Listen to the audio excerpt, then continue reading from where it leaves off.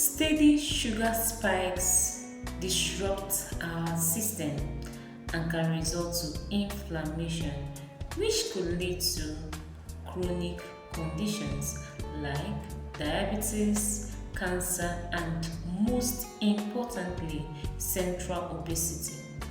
Central obesity is very dangerous in that it is the accumulation of fat in your abdomen, and this accumulation happens on the visceral organs, and these visceral organs are your kidneys, liver, small intestine, stomach, and the rest of them. And fat accumulation on the liver leads to what is known as fatty liver, and this could cause heart disease. But it is very possible to cut down on sugar craving. It is very possible to minimize your cravings for sugar, and if you want to do that, keep watching. First of all, for clarity purpose, I'm going to explain what sugar is and what flour is, and in the context of this video I'll be using both flour and sugar as sugar.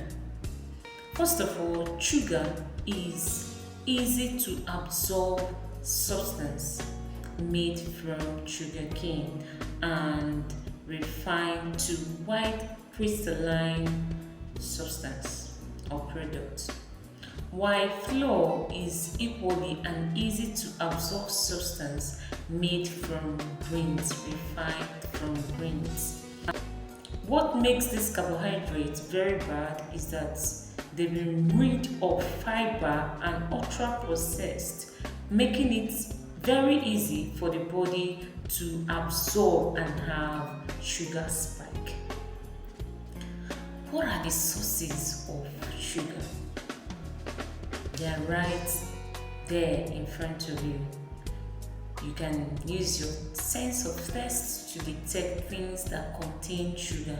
Sugar are hidden in some drinks. All you need to do is, even drinks that are labeled protein drinks, yogurt, all you need to do is to check the labels. Even without checking the labels, your taste bud can tell you when something is sweetened and when something is unsweetened. Yes, our taste bud don't always pick the sweet taste even when it's there. Like in small stouts. Small stout contains sugar, though some people claim that it doesn't contain sugar. But if you shake the small stout bottle, you will see that it contains some amount of sugar. So yes, small stout contains sugar. So if you want to know if the food you are about to buy or consume contains sugar, check the label. Some would ask, what about sweet fruits? Sweet fruits would have been okay if they were still in their natural form, but we've so bioengineered fruit because of our sweet tooth to make them sweeter. So it makes fruit even unsuitable for someone who is hoping to cut down his or her sugar cravings. But if you must consume this fruit, you must consume them alongside healthy fat or healthy protein. You take the healthy fat or protein first before the fruit, or you take the two of them together.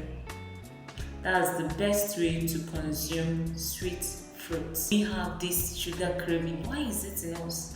Why do we crave for sugar? The thing is, we were born with it. We were born with it. Sugar, you see sugar in baby formulas, you see it in sweetened cereal. So we were born with it, and our brain has been wired to love sugar. And once you eat sugar, it releases feel-good hormones, dopamine, serotonin. Dopamine will make eating it pleasurable, while serotonin will make you happy eating it. Yes, that's how much you've been wired to like sugar. And once we satisfy that craving to get sugar, our dopamine and serotonin gets released and they make us feel good. That's why, because something made you feel good, you keep going back to it. Our people say that also now, and most times you find out that what makes you to repeat an event or something is how that thing made you feel, not actually the act itself, but the fact that that act made you feel good. What can you do? There are so many things that increase our sugar cravings, and I'll pick them one after the other and give you an alternative, a healthier alternative to go for instead of eating sugar. Number one is sugar itself. Yes, the more you eat sugar, the more your body longs to eat sugar. So you need to cut down on your sugar intake. And to effectively do this, you can either take the slow route or the fast route. The slow and steady route requires you to move from artificial sugar to natural sugar. So if you're used to taking your cereals, for instance, with sugar, artificial sugar, industrial sugar, you can change it to using honey or date syrup or maple syrup.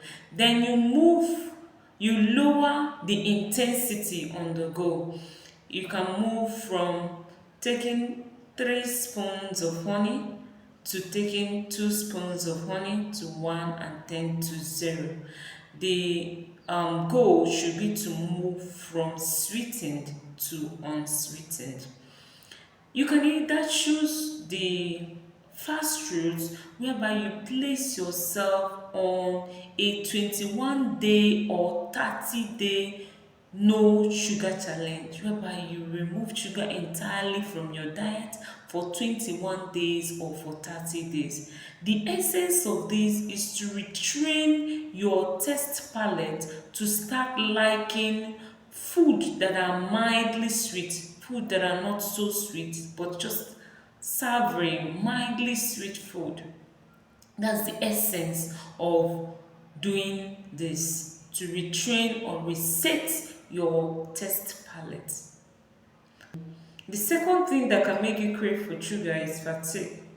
Because we are used to having an energy boost via energy drinks or soft drinks when we are tired, we think that's the way to go.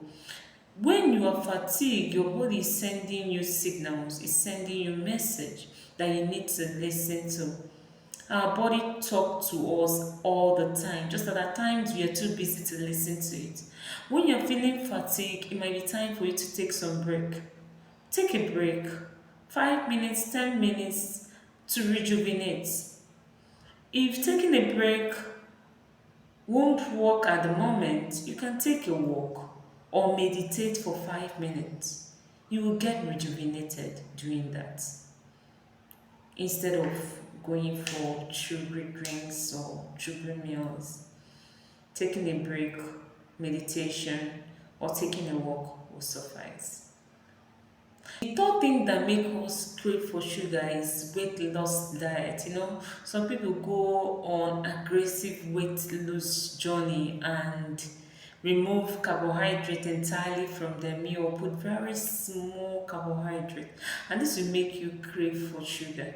The best way to do it is to introduce just very small sweet fruits into your diet to make your meal mildly sweet. Thing that can make you crave for sugar is protein. If you take very small protein or large amount of protein, it can make you crave for sugar. Small amount of protein is very easy to digest. The body will just digest it fast and ask you for more, get more for me. Okay, so the best and very large amount of protein will equally demand for more sugar because your body will require enough glucose to digest that protein.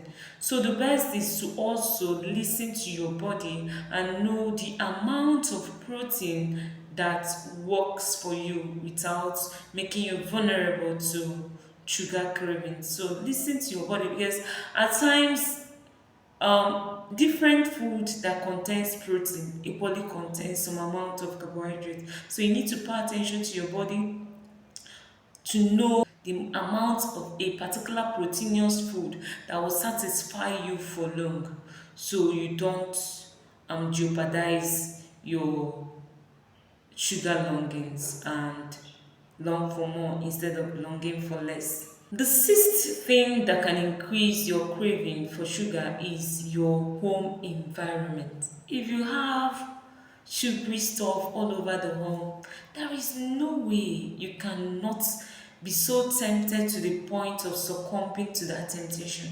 So the best is to run away from temptation rather than run into it. So if you want your sugar taming habit to excel, you need to read your home environment of sugary food. Make it hard for you to access sugary food. The next thing is poor gut health.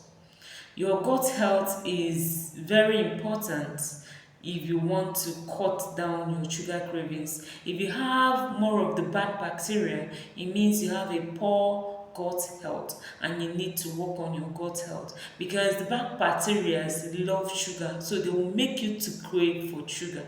You need to improve your gut health, and the way you can do that is by eating balanced meal, eating fiber rich food, and probiotics. Probiotics contains good bacteria, so when you add some good bacteria in your system, it can alter the ecosystem of your gut and make more good bacteria to thrive and less bad bacteria to thrive in your system. And these probiotics can be gotten from yogurt. Unsweetened yogurt is a good source of probiotics. Seventh thing is stress. When we are stressed, we crave for sugar, because sugar kind of helps us to relieve stress, because it inhibits the release of stress hormone known as cortisol. So the fact that it inhibits this stress hormone makes us feel good when we take sugary stuff in stressed situations. So the best thing to do when you are stressed is either to take a walk, talk to others, a friend, a family member, somebody that you have a good rapport with. You can take wonderful care of yourself, because if you are always taking good care of yourself, it reduces your chances of getting stressed.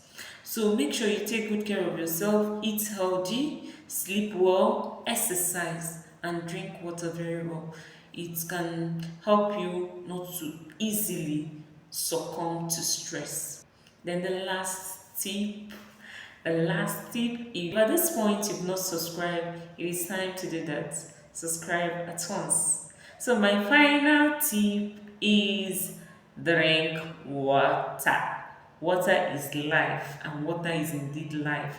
Water improves your metabolism. It helps your body to make use of available resources to give you the boost you need for an energetic day.